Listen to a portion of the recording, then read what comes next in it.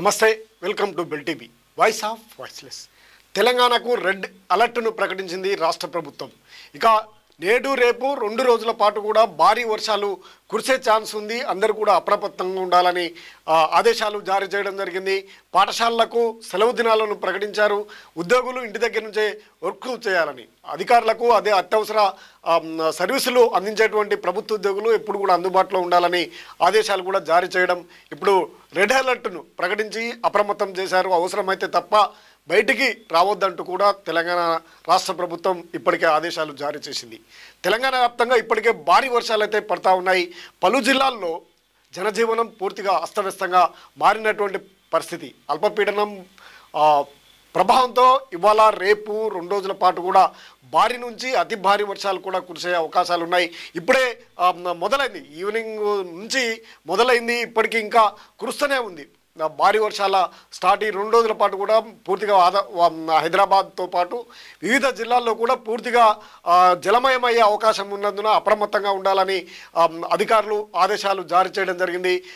హైదరాబాద్తో పాటుగా సంగారెడ్డి, వికారాబాద్, యాదాద్రి భువనగిరి జిల్లా, హైదరాబాద్, మెదక్, మేడ్చల్, అదేవిధంగా ఖమ్మం, భద్రాద్రి, ములుగు, భూపాలపల్లి జిల్లాలతో పాటు మొత్తం పూర్తిగా రెడ్ అలర్ట్ ఇవ్వగా ఆదిలాబాద్, హైదరాబాదు, హన్మకొండ, కామారెడ్డి, జనగామ, ఆసిఫాబాద్, మంచిర్యాల, మహబూబ్ నగర్, నల్గొండ, రంగారెడ్డి, సిద్దిపేట, వరంగల్ జిల్లాలకు ఆరెంజ్ రేంజ్ని ఆరెంజ్ రేంజ్ సంబంధించి నిర్మల్, నిజామాబాద్, పెద్దపల్లి, జగిత్యాల, కరీంనగర్, సిరిసిల్ల జిల్లాలకు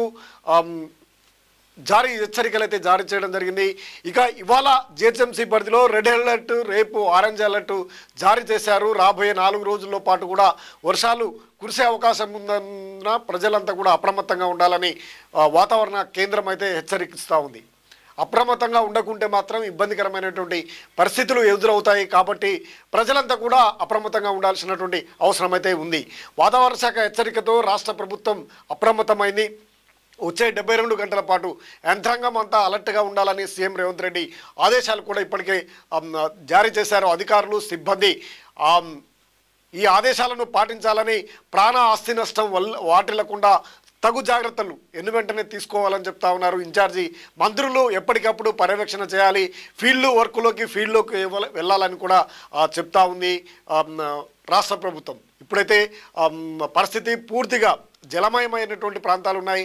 ఇప్పుడే వరినాట్లు ఆయకట్టు కింద వరినాట్లు వేయడంతో వరినాట్లన్నీ కూడా మునిగి నీళ్ళలో తేలాడుతున్నటువంటి పరిస్థితి. తీవ్రమైనటువంటి నష్టం.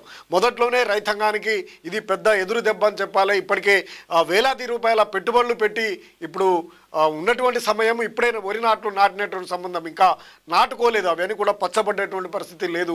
ఇంకా ఈ సమయంలోనే ఈ భారీ వర్షాలు కురియడం తీవ్రమైనటువంటి నష్టాన్ని కలగజేసే అవకాశం ఉంది.